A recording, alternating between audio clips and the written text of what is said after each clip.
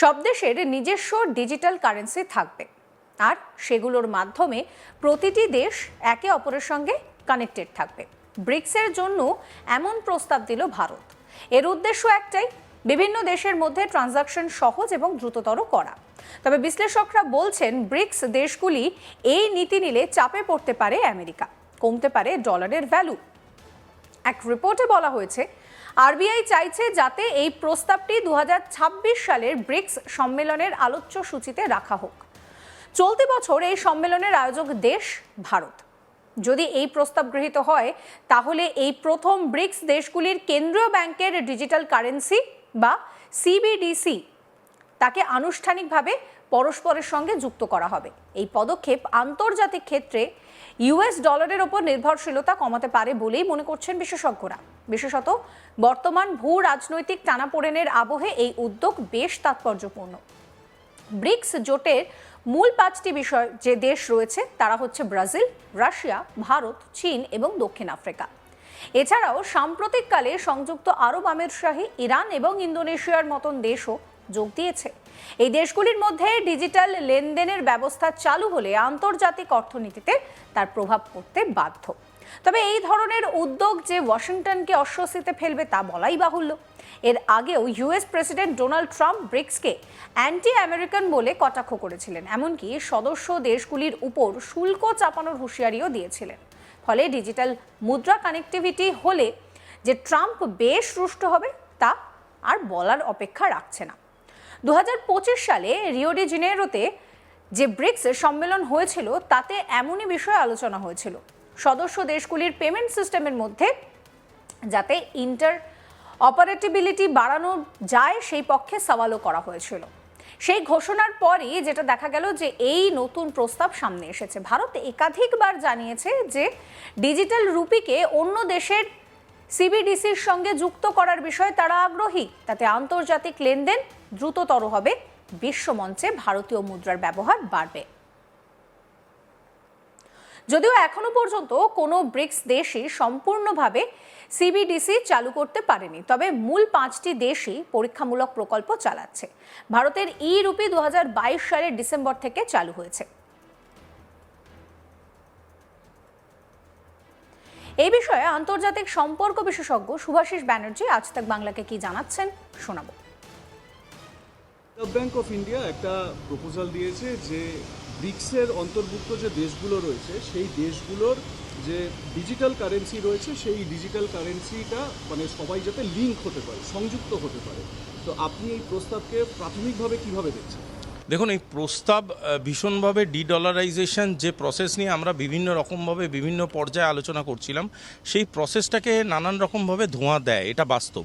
India যে আজ অবধি ব্রিক্স কারেন্সি নিয়ে সে ধরনের কোনো নোটিফাইড স্টেপ নেয়নি, সেই ইন্ডিয়া যখন অল অফ আ সাডেন এই ধরনের মন্তব্যে জড়িত হচ্ছে, এই ধরনের কর্মপ্রণালীতে জড়িত হচ্ছে, তখন বলাই বাহুল্য it is a well thought of process. এবার পয়েন্টটা হলো এটা কেন এই স্টেপগুলো নেওয়াটা আজকের ডেটে আবশ্যক হয়ে পড়ছে। তার কারণ কোথাও গিয়ে গোটা রাজনৈতিক পরিমণ্ডলটা যেভাবে আমেরিকা নিজের কন্ট্রোলে নিতে চাইছে, যেভাবে এনার্জি রিজার্ভসগুলোকে নিজের হাতে নিতে চাইছে এবং যে ধরনের থ্রেটনিং করছে যে রিসোর্সেস, যা ন্যাচারাল রিসোর্সেস, যেরকম গ্রিনল্যান্ডের মতো একটা জায়গাকে নিজের হাতে বা মুঠোয় আনতে চেষ্টা করছে, এটা কোনো রকমভাবেই কোনো রাজনৈতিক কার্যকারিণীর মধ্যে হতে পারে না। এই থ্রেড প্রসেসের মধ্যে দিয়ে ওয়ার্ল্ড ফাংশন করতে পারে না। সেখানে যদি ওয়ার্ল্ডকে ওপেন ট্রেড করতে হয়, যদি ওয়ার্ল্ডকে ব্যালেন্স ইকোনমিতে নিয়ে আসতে হয় এবং গ্রোয়িং ইকোনমিগুলোকে যদি স্বীকৃতি দিতে হয়, তাহলে ইকোনমিক চ্যানেলিং বা ইকোনমিক রুটকে একটা প্রসেসের মধ্যে আনতে হবে। এই প্রসেসের মধ্যে আনার জন্যে যা যা ধরনের কাজকর্ম করা যায় সেই কাজকর্মগুলো কিন্তু এইবারের ব্রিক্সে ইন্ডিয়া প্রেসিডেন্সির আন্ডারে ডিসকাসড হবে এবং সেটারই একটা ট্রেলার কিন্তু ইন্ডিয়া দেখিয়ে দিল যখন ডিজিটাল কারেন্সি এবং অল্টারনেট ডিজিটাল রুটিংয়ের কথা বলা হলো। এবং আগামী দিনে হতে পারে এই ব্রিক্সে হলো না, আগামী দিনে চায়না প্রেসিডেন্সিতে হলো, সেখানে কিন্তু ডিডলারাইজেশন বা ডলার রিপ্লেসমেন্ট নিয়ে কিন্তু খোলাখুলি আলোচনা হওয়ার সম্ভাবনা আমি দেখছি। একটা বিষয় যে এই যে ডিডলারাইজেশনের কথা বারবার বলা হচ্ছে, এবারে এই মুহূর্তে যে সিচুয়েশন আমরা দেখতে পাচ্ছি আন্তর্জাতিক বাণিজ্যের ক্ষেত্রে, একদিকে ডোনাল্ড ট্রাম্পের অ্যাডমিনিস্ট্রেশন ট্যারিফের পর ট্যারিফ লাগিয়ে যাচ্ছে, অন্যদিকে ইন্ডিয়াও সম্প্রতি 30% ট্যারিফ লাগিয়েছে পালসেসের ওপরে।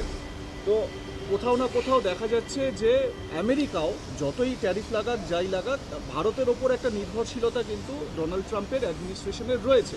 এবং সম্প্রতি যে গাজা পিসের জন্য, গাজা শান্তির জন্য যে আলোচনা, সেই আলোচনায় প্রধানমন্ত্রীকে আমন্ত্রণ জানানো, কোথাও কি মনে হচ্ছে যে ভারতের ওপর নির্ভরশীলতা, মানে ভারতকে দুটো জায়গাতেই, মানে একদিকে যেরকম ব্রিক্স রয়েছে, তার পাশাপাশি ট্রাম্প, তার সঙ্গে যে সমস্ত নেটো দেশগুলো রয়েছে, সব দিক মিলিয়ে ভারতের ওপর নির্ভরশীলতা বাড়ছে, এটাকে কিভাবে দেখছেন? দেখুন, ভারতের সবথেকে বড় প্লাস পয়েন্ট হচ্ছে ভারতের population, which is the market. এবং এই অ্যাবজর্পশন মার্কেটটা যদি একটা ইকোনমিকে গ্রো করতে সাহায্য করতে শুরু করে, তাহলে কিন্তু অ্যাজ এ হোল ভারতের এই পপুলেশনটা ভারতের একটা বিরাট প্লাস পয়েন্ট। সেটাকে আমেরিকাও বোঝে। আমেরিকা বোকা দেশ নয়, আমেরিকান ডিপ্লোমেসি বোকা নয়। যদিও কিছুদিন ধরে আমরা যে মেগালোম্যানিয়াক পলিটিক্সটা দেখছি, সেটা only due to Donald Trump এই চেয়ারটার জন্য দেখছি। আদারওয়াইজ আমেরিকা কিন্তু বোঝে ভারতের গুরুত্বটা ইন ট্রেড, ভারতের গুরুত্বটা ইন ইকোনমিক এস্টাবলিশমেন্ট এবং ভারতের গুরুত্বটা অ্যাজ আ সাপোর্ট চেন। এবং আজকের ডেটে দাঁড়িয়ে যদি ভারতকে গুরুত্ব না দেয়, আমেরিকা জানে একটা বড় মার্কেট তারা হারাবে। দেখুন, শুল্কর যে গোটা পরিধিটা উনি তৈরি করার চেষ্টা করছে, এটা একটা থ্রেড থিওরি আমার কাছে। এটা এমনই একটা থ্রেড থিওরি, যেই থ্রেড থিওরির মাধ্যমে একটা মানুষকে চুপ করিয়ে বসে রাখা বা কিছু সময়ের জন্য টাইম বাই করার একটা প্রসেস। এবং এই টাইম বাই করার প্রসেসের মধ্যে দিয়ে ওনারা যে ঘটনাগুলো ঘটাচ্ছে, সেই ঘটনাগুলো তো হাস্যকর। আপনি একটু যুক্তিযুক্ত দিয়ে ভেবে দেখুন, ভারতবর্ষকে রাশিয়ার থেকে তেল কেনার জন্য শুল্ক বিদ্ধ করতে চাইছে আমেরিকা, বাস্তব মেনে নিলাম। কিন্তু আমেরিকা কোন কারণে ভেনেজুয়েলাকে অ্যাটাক করলো, আমেরিকা কোন কারণে ভেনেজুয়েলার রাষ্ট্রপতিকে তুলে নিয়ে তার ঘরে অ্যারেস্ট করে ঢোকালো, সেই জাস্টিফিকেশনটা কিন্তু আমেরিকা কাউকে দিচ্ছে না। উপরন্তু এ কথাটাও বলছে আমেরিকা ভেনেজুয়েলাকে প্রথমে বলেছিল নার্কো, এখন সেটাকেই নার্কো থেকে সরে এসে বলছে আমি তেলের ঘানিগুলো আমার দখলে রাখবো। অর্থাৎ যে কারণে অ্যাটাক করেছিল আর পোস্ট অ্যাটাক যেই ন্যারেটিভটা তৈরি করছে, দুটোর আকাশ পাতাল তফাৎ। যদি এভাবেই ওয়ার্ল্ড এনার্জি দিনের পর দিন আমেরিকা দখল করতে শুরু করে, এই গাজোয়ারিকে কোথাও গিয়ে আটকাবার জন্য একটা ইউনিফাইড এফার্ট দরকার। এই ইউনিফাইড এফার্ট তৈরি করতে পারে সেই দেশগুলোই যাদের ইকোনমিক কন্ট্রোলটা তাদের হাতে এবং যাদের হিউম্যান কন্ট্রোলটা বা হিউম্যান ক্যাপিটালটা ভীষণ গ্রোয়িং। সেক্ষেত্রে ভারত একটা অত্যন্ত ইম্পর্ট্যান্ট পাওয়ার, লাইক চায়না। শেষ প্রশ্নে আসি, সেটা হচ্ছে গিয়ে ভারত, আমরা দেখেছি যে ডলারাইজেশনের কথা যখন উঠছেই, ভারত রাশিয়ার থেকে যে তেল কিনে চলেছে, সেই তেল তো ডলারে কিনছে না। তো এই যে ডলারাইজেশনের যে প্রাথমিক প্রসেসটা, সেটা কিন্তু ভারত শুরু করে দিয়েছে। এবং এত আমেরিকার চাপ থাকা সত্ত্বেও ভারতের এই যে সাহসী পদক্ষেপগুলো, এইগুলো কিভাবে আসছে সেটা যদি একটু দেখেন। দেখুন, ভারত বরাবরই ট্রেড সভারেন্টি শুধু নয়, রাষ্ট্রীয় সচেতনা বা যেটাকে বলা হয় সেলফ সভারেনিটি, সেটাকে রেসপেক্ট করেছে। ভারতবর্ষ কোনো দিনই কোনো দেশকে ইচ্ছাকৃত আক্রমণ করেনি। ভারতবর্ষ কখনোই কোনো দেশের নিজস্ব চিন্তা ভাবনাকে হস্তক্ষেপ করার চেষ্টা করেনি। সুতরাং ভারত সারা জীবন ধরে এন্ডর্স করেছে সভারেনিটিকে। আজকে সেই সভারেনিটিটা ইন টার্মস অফ ট্রেড যখন নিজের ক্ষেত্রে হচ্ছে, সেটাকেও ভারত সেভাবেই এন্ডর্স করেছে। ভারত বরাবরই চায় এমন একটা পরিকাঠামো তৈরি করতে, যেই পরিকাঠামোটা গোটা বিশ্বকে ফেসিলিটেট করবে এবং অবশ্যই তার নিজের দেশকে ফেসিলিটেট করবে।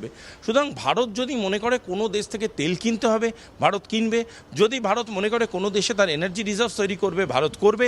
যদি মনে করে এই তেল কেনা এবং এনার্জি রিজার্ভ তৈরি করার জন্য এই কারেন্সিকে এইভাবে ব্যবহার করতে হবে, ভারত সেটা করবে। সুতরাং আননেসেসারিলি যদি ভারতকে প্রেশারাইজ করে বপ ডাউন করাবার চেষ্টা করা হয় যে অন্য কোনো দেশের ইচ্ছায় ভারতের সভারেনিটি বা ডিপ্লোম্যাটিক সভারেনিটি চলবে, তাহলে এটা একটা একদমই শিশুসুলভ মানসিকতা।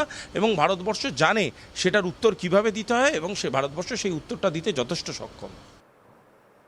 সমস্ত খবরের আপডেটের জন্য আপনাদের নজর থাকুক আজ তাক বাংলায়। চ্যানেলটিকে সাবস্ক্রাইব করতে ভুলবেন না।